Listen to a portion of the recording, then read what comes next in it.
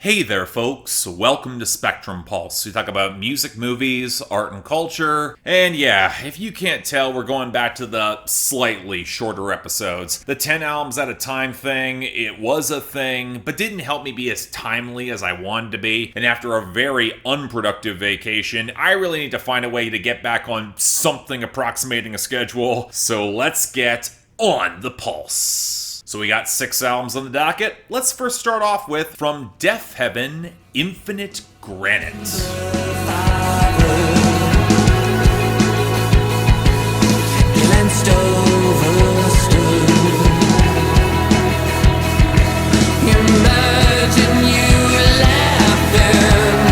I remember when I first covered Deafheaven in 2015, where I was still very new to black metal, and I did a fair amount of research and listening to get into the genre so I could review them properly. A lot of Wolves in the Throne Room and Halsey, and all the acts doing Deafheaven's blackgaze sound for decades minus the marketing budget. That's not saying Sunbather wasn't pretty great, it was, but with the benefit of hindsight and now approaching Infinite Granite, which effectively ditches black metal for a lot of twinkly post-rock and shoegaze, well, I refuse to say that the true cult crowd at a point calling these guys hipsters dabbling in the sound ironically for critical popularity, but if this is where ultimately where Deafheaven was gonna wind up, acknowledging that Sunbather might have been a commercial moment for one band instead of a movement revolutionizing the sound, as a lot of bad mainstream music journalists said that it was, I mean, it shouldn't be controversial to say that. And sure, none of this is all that surprising, and outside of some annoyingly inconsistent interviews with the band, nobody cares all that much if they change genres except for the most pedantic people. And Ordinary Corrupt Human Love actually did lay some groundwork for all this, but I can't be the only one who thinks this just screams, we were never that comfortable near black metal anyway, but the intensity really worked for the novelty for an audience that really didn't know any better, and now that we're done with the moment, we're gonna go back into softer territory rather than act that we can actually contend with the heavyweights in this subgenre like Panopticon, or hell, convenient timing, Wolves in the Throne Room. And it's kind of hard to shake this very cynical feeling as we get Deafheaven recruiting Justin Meldal Johnson on production and all these gauzy synths and compositions that really feel gutted of their muscle in order to chase increasingly linear, cyclical melodies that might occasionally be pretty and well arranged. And oh god, I feel so bad for their drummer Daniel Tracy, who's trying to add more complex fills all across the album. He's really the standout for me. But these songs lack dynamics or distinctive texture or any sort of credible impact, or hell, even all that much that would differentiate them from your average shoegaze or post-rock band. With some of these guitar tones outside the final swing back into black metal on the very end of Mombasa, 2000s Coldplay could have made some of these songs. And let's be blunt, George Clark, the frontman, he was never that distinctive of a screamer, so when he's doing a lot of soft-focus crooning somewhere between Steven Wilson and your average willowy indie timbre with only the occasional scream, it's not remarkable or all that potent, and especially when you juxtapose it with writing that's still going for the heavy subject matter like environmental collapse and violence within families and existential crises, a soft-focus shoegaze palette and a lot of dreamy major chords can feel jarringly out of place, especially when ironic contrast doesn't seem to be the point. Now, it's really more an issue of this style of poetry rather than the content itself. At its best, Deafheaven's poetry had a broadly painted, impressionistic style that could feel some bleakly visceral and violent, and it hasn't really changed all that much beyond some symbolism on various shades of blue. But where it gets more jarring is that undercurrent of nihilistic emptiness that really persisted on New Bermuda. It's also still kinda here, where it's less about making peace with death and the sprawling endings ahead of you, and more just bleary-eyed and dazed. Nothing we can do, they can't fail you, you can't let them down, just go off into that void, which might kinda work in an individualist context, but really sours me when it includes any sort of environmentalist subtext, to say nothing of the smash cut ending. So what you wind up getting is an album that's set against itself. Performances that are either straining for more potency or just subsumed into the blissful vibe. Poetry that's supposed to feel more visceral, but isn't performed in a way to sell it or match its subject matter with any sense of urgency. And what frustrates me is that I'm not surprised by any of this. Deafheaven have said this album is just not that far removed from what they've done before, and I actually agree when you dig into the details of this vibe and this approach. The problem is that they stripped away their most potent compositional strengths, exposed a lot of their weaknesses and limitations in performance, and rendered themselves utterly toothless along the way. But still, I mean, melodically it's inoffensive enough. The drum work is legit great. It bumps it up to a light 5 out of 10. Paradoxically, if you thought Deafheaven was too heavy, you might get on board, but otherwise, not for me. But you know, while we're in this territory, from Wolves of the Throne Room, Primordial Arcana.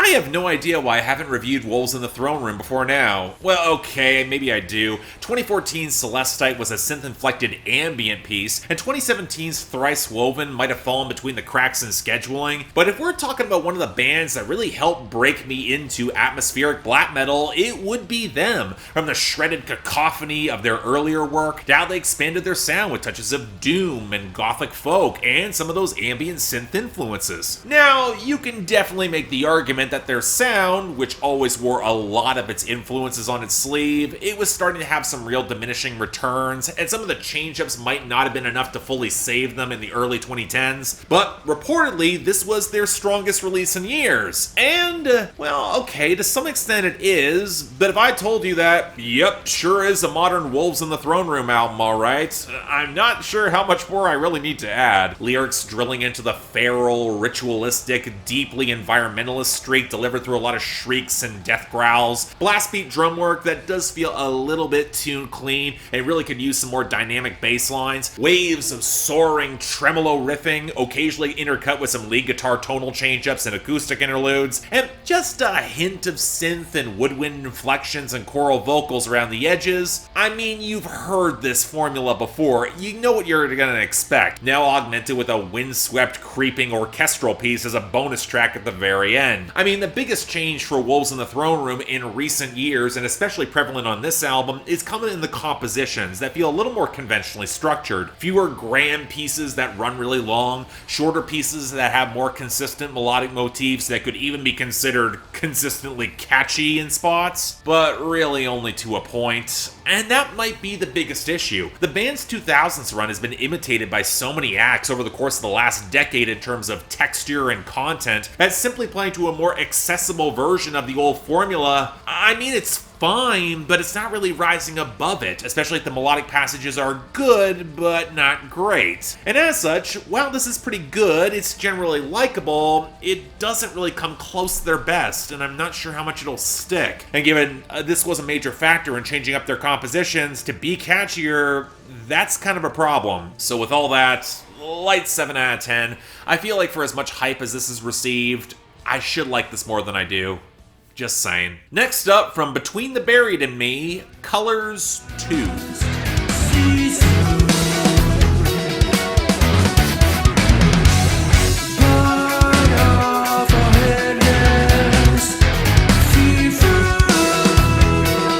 So I've gone on the record saying that if there was an album that could have hooked me in the possibility I could like progressive metalcore or technical death metal, it was the 1-2 punch of Alaska and Colors by Between the Buried and Me, both of which I heard in university and served as major opening points to subgenres of metal for which in the past couple of years, well, alright, to be honest, I've had a lot of difficulty capturing that same alchemy that worked for me. And what surprises me is that Colors really shouldn't work for me. It's manic and features little in the way of coherent or consistent transitions. It's frequently kitschy in a way that should be inexcusable. It's indulgent to the point where it should be draining, and yet somehow it works. A careening, amazingly well-balanced but splashy tour de force where the lyrical themes match the compositional scope that, at least to me, it still holds up paradoxically far more than their cleaner and more accessible work across the 2010s. So, alright, I get why they might want to go back to the well, see what works. Well, to be frank, The best way to describe Colors 2 is as a spiritual sequel, not just in some of the blocky guitar production and mixing feels imported from 2007, especially in the synths, we will get to that, but also expanding the thematic synergy between the lyrics and the compositional approach that really was the greatest strength of that album. And that's a little odd, because Between the Buried and Me are kind of a different band than they were nearly 15 years ago, and it's hard to escape the feeling that in order to recapture that feeling of whiplash zaniness that was groundbreaking in 2007, but might feel less dynamic or potent by the wake of acts influenced by it, Colors 2 kind of winds up losing the plot a bit. Ironic, because this album actually does feel a little bit more direct in the language and plotting surrounding the urban dystopia around us, even if the arc of seeking creative freedom remains mostly metaphorical in its sanity-breaking attempt to chase transcendence. But you know, if anything, I'm reminded a bit of when Devin Townsend made his sequel to Ziltoid the Omniscient in 2014, or maybe even the progression of the Saints Row games, where there are callbacks and a lot of fan service, and it's hitting some recognizable notes. I get what it's going for, and I'll admit, kinda charming when it happens in points here too, but it feels broader, more cartoonish, kind of dampened the vibrancy of the original. Instead of playing for a higher concept, it feels more literal. And let's be honest, Between the Buried and Me, they're a lot more melodic and a little bit less heavy than they used to be. So there is a lot more progressive, more melodic development here, but less contrast, especially when they aren't really using those stronger melodic instincts for sharper song construction. And yes, the metalcore elements, they're definitely here, and still not entirely my thing, but they're less foundational, and that means the synths, the clean vocals, the brighter guitar lines, and all the wacky pivots, they are way more prominent. And over a 78-minute runtime with little concern for dynamics or transitions or coherent hooks, I gotta say, the impact started to fade a bit with me. Most of this is felt in the synths, which are increasingly weedy, more ornamental in texture than actually contributing much to the mix, but then you get the diversions that just don't work. For every moment like the actual hook and quasi-lounge passage on Revolution and Limbo, or some of the brighter folk passages on Never Seen Future Shock, to the richer analog synths of Turbulent that actually worked for me, or the classic rock-inspired touches on Bad Habits or the first half of Prehistory that absolutely kick ass. Then you get the bass-heavy oiliness overpowering the lead guitar on Fix the Error with that goddamn cowbell, or the sticky synth ugliness of The Future Is Behind Us with the stupid sampling, or the screwball callback second half of Prehistory. And honestly, you know what? I was still set to accept all the experiments that did and didn't work in stride, especially as there is some real virtuoso playing here, but I don't know, between the length and the compositions that constantly feel like they are remembering themselves to bring together some sort of motif, and the inescapable comparison to Colors 1, it really only highlights how unstructured this otherwise feels. So a strong 6 out of 10. I really want to like this more. Next up from CHVRCHES, Screen Violence.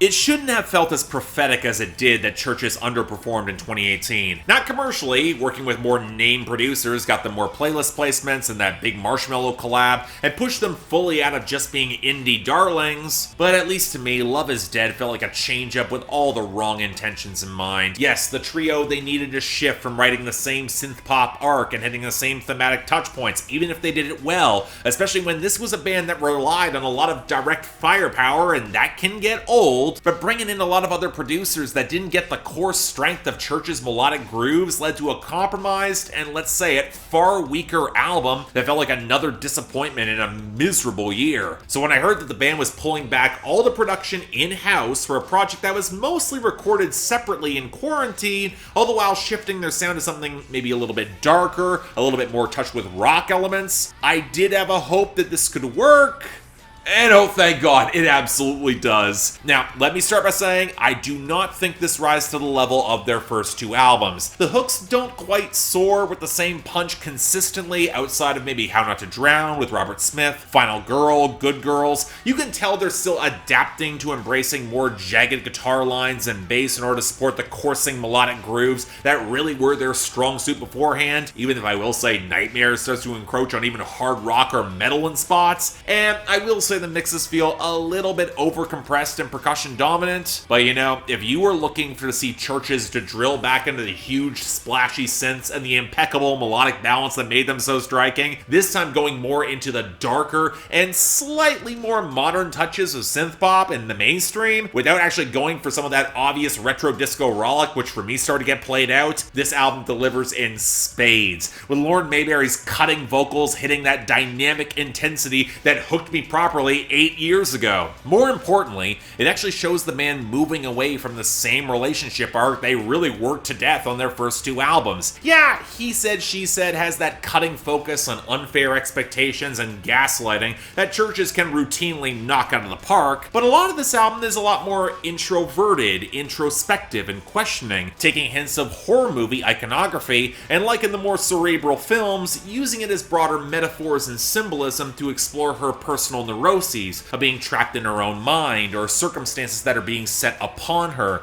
especially being stuck underperforming in California so far away from home. In a few ways, it kind of reminds me a little bit of Bleacher's last album, in scrabbling for anthemic escape to just get out, but there's a strident fullness to CHVRCHES' production that feels so very welcome, even if I would argue this album is a little bit more exploratory, that shows where CHVRCHES could vary their formula going forward, even if it is cribbling rather liberally from The Cure. But still, I enjoyed the hell out of this. Strong 8 out of 10, such a strong and welcome return to form.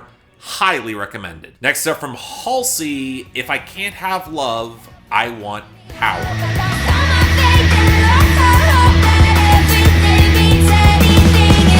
I'll admit, this was the first time I was legit intrigued about a new Halsey album. No real singles, unless you consider that tacked-on mistake Nightmares, and I don't, but the big story where producers Trent Reznor and Atticus Ross, who you might recognize most from their work with 9 Inch Nails, which finally suggested Halsey might be making a pivot to something darker, potentially more rock or alternative-driven, finally back up some of their ambitions. And more importantly, they might finally be able to find some production consistency, an issue that has plagued them since the very beginning has been so annoying. So suffice to say, I had expectations this time, and now having listened to this multiple times, I'm a lot more frustrated than I want to be. Putting aside how on earth Halsey convinced their labels to ship this album, the best way I can describe this is as an ambitious overreach that I want to like a lot more than I do, and it's the definition of a project that will get a cult following despite its wild inconsistencies. And I want to get that out of the way first. The mixing, the mastering on this album, it's a complete mess. Not the production, which in terms of the darker keyboards and the colder alt-rock grooves that tilt just the slightest bit towards industrial rock and breakbeat, that's actually pretty potent. But how all of it is presented is so inconsistent from track to track, it takes me out of the album every single time. I guess it has to do with all the engineers they used. The vocal mixing in particular is rough, not just in terms of mix placement, where on the heavier tracks Halsey winds up buried and losing all sorts of raw firepower, but in terms of fidelity, where for no adequate reason the quality just measurably dips, like on You Asked For This or The Lighthouse, or the placement is so compressed and way too close to the front on 1121, or how when you consider just how many jarring tonal shifts there are, it's hard for any sort of atmosphere to really coalesce for me. Now granted, Halsey themselves doesn't really help. I've said this before, I've never really been impressed with their voice in terms of emotional expressiveness or presence, so when you start going for more of an alt-rock vibe, I start thinking, oh wow, this sounds like garbage. And I mean they've got the same issues as Shirley Manson, where they're just as concerned with vamping and a lot of stylism rather than the potent visceral impact of which I know they're very capable. And that also kind of takes us to the writing, and where I really wanted to get on board with this, I tried, because there's a lot to be pulled from the experience of pregnancy, especially after as many miscarriages that Halsey has had, and how society at large treats people who are pregnant, especially coaxed through the Madonna horror complex and that iconography. Halsey has also said this isn't a girl power album, and I absolutely agree. Not just in moving away from a gender binary, but also because there's a lot of songs describing what is inflicted upon women, not just in abusive relationships, but from society at large, especially when paired with depression and one's own self-destructive instincts and a few too many bad relationships. And yet, it doesn't feel potent for me. The impact just isn't there, I'm sorry. Maybe it's the wildly inconsistent mixing, maybe it's Halsey just not being able to sell it. You go from lingua ignota to this, you can tell who can create a more visceral experience. But the writing also has this feel of try-hard edginess that the production and delivery just do not match, especially in some of the stylized moments of pop melodrama that don't fit alongside points that are more complicated and raw, the darker side of tradition, the haunted whispers. And I actually really like how the writing is framed on "you asked for this" in a lot of its detail and forcing questions of consequences even if the song is mixed like crap. And it's frustrating, because while this is a mess, and I don't think there's a single song here better than the best cuts of Manic, and let alone the guest appearance on Forget Me Too with Machine Gun Kelly, there is a part of me that wants to defend this album because there's enough ambition and moral complexity, especially building off compromised systems around them, that gets kind of lost in the own stylism and inconsistency. It's no surprise at all that Taylor Swift was blown away by this album. It's effectively the spiritual partner to Reputation. And thus, while I am giving this a strong 5 out of 10, I absolutely recommend you hear it. I'm not convinced it works at all, but for the folks where it actually does, it's going to be something special. So y'all should give it a chance. And finally, from Lorde, Solar Power. It's over.